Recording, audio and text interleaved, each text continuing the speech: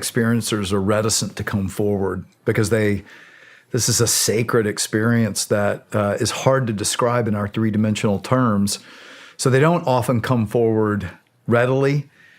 But even of those who have come forward, 23%, according to one study, came forward talking about having a hellish experience to some degree or another. And so these are common. This 2019 European Academy of Neurology did a study across 35 countries, found that 5% of the population, or 1 out of 20, claims to have had a near-death experience. But they also found an even greater percentage that had hellish experiences or negative experiences. So you got to make sense of these as well. Interestingly, Jesus talked about hell a lot as something real, but not as a scare tactic. I think it's more as a look. This is reality, and what he came to do was that no one would go there. But some do in their near-death experience. So, for instance, I interviewed this atheist college professor, tenured college professor, who was he was an art professor who was doing a tour with students in Europe, in France, and his lower duodenum ruptured. You usually have like 5 to 6 hours before you're dead because you're spilling all that junk into your cavity. And it was a weekend, so they couldn't find a surgeon in France. And after 8 hours, he died. Now, he thought when you die, it's just unplug the computer, screen goes blank, there's nothing.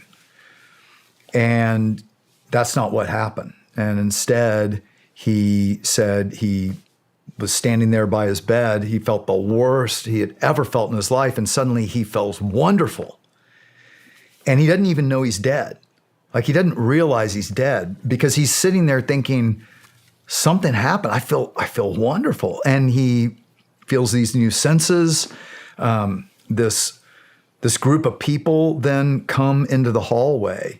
And he can see him in the hallway, and they're calling to him, Howard, come with us.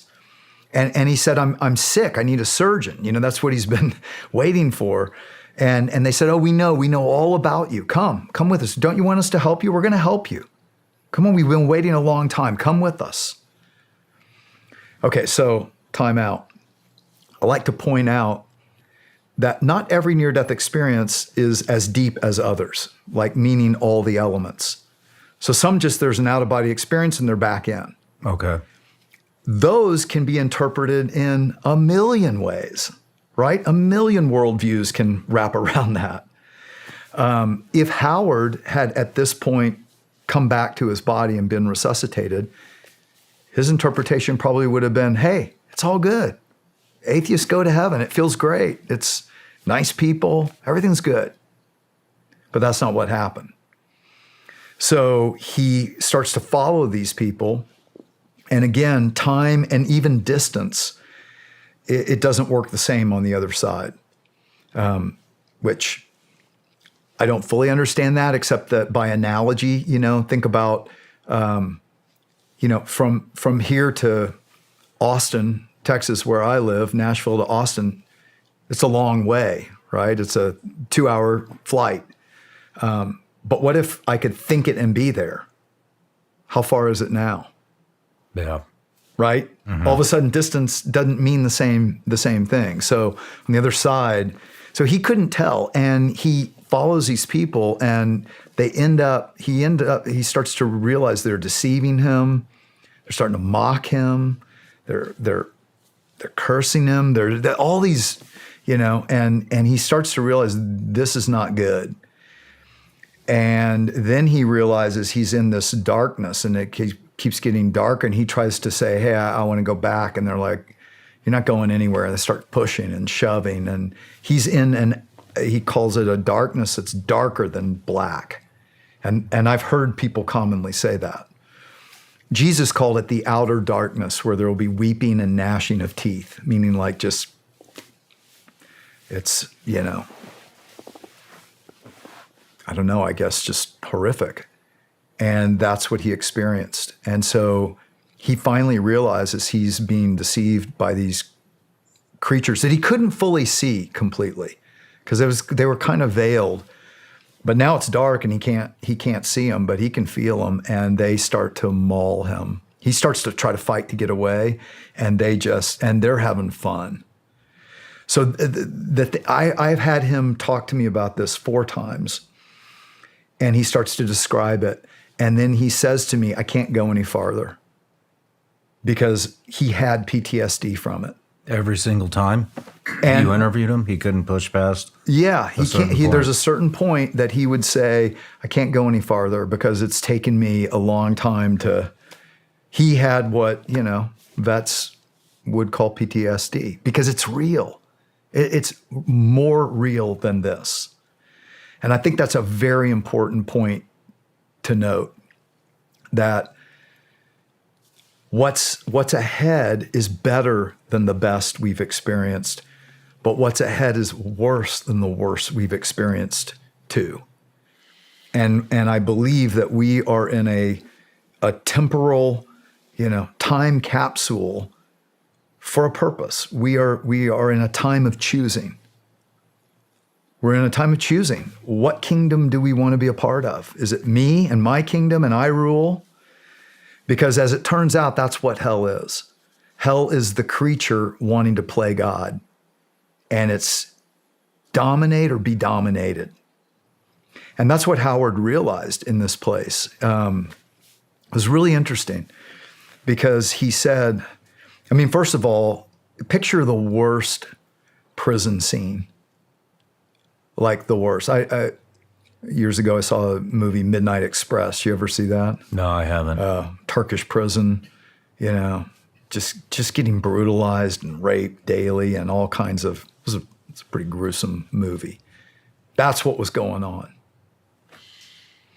And so, and just being eviscerated. And what he said, several things he said that was interesting. He said, I realized that these people were my kindred spirits. I said, what do you mean? So I realized that they were like me on earth. I came to a point in my life when I thought the biggest, baddest bear in the woods wins. And that's how I lived. And he said, I wasn't I wasn't nice to my students. I was all about me and building my monuments to myself and my ego. I cheated on my wife a lot. It was all about me.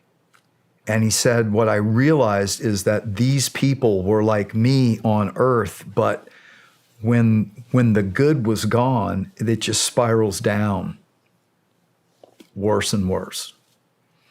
So he's in this place, and this is really fascinating. He said in his solar plex, because he still was himself. And he said he heard, pray to God. And his first thought is, I don't believe in God. And he feels it again, pray to God. And he's like, he's fighting. And this is a very important thing, Shawn, because the ego can imprison us. Our egos can absolutely imprison us. And he is literally in a hellish place, experiencing the worst things you can imagine. And he's hearing this pray to God, but he's fighting it. And finally, the third time, he's like, I don't even know what to pray. And he starts just saying this, like, God bless America and thy country 'tis of thee. And, he's just piecing things together, and he's saying these things. But when he says the name of God, they become more angry and are threatening him even more. But he also noticed backing off. So he keeps doing it because it's working.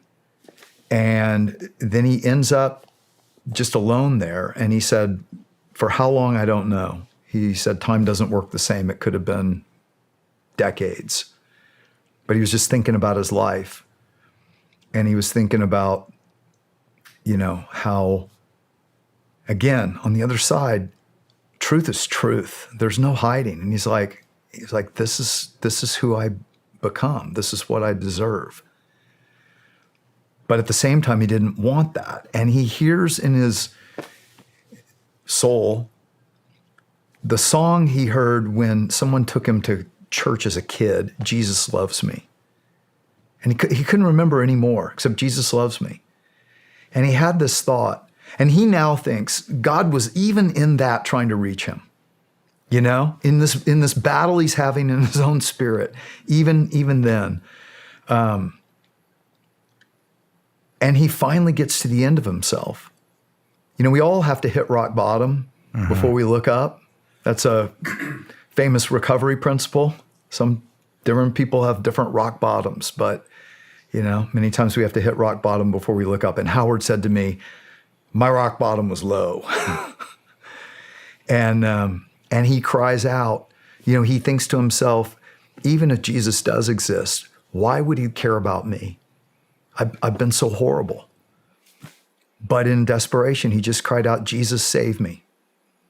And he said, into this darkness, he sees a speck of light coming, getting brighter and brighter and brighter, till again, he described as brighter than the sun, but he could look at it, and it was mesmerizing, and arms reach out, pick him up, take him out of there. And he's then standing before these angels being held by Jesus, and he gives them a life review.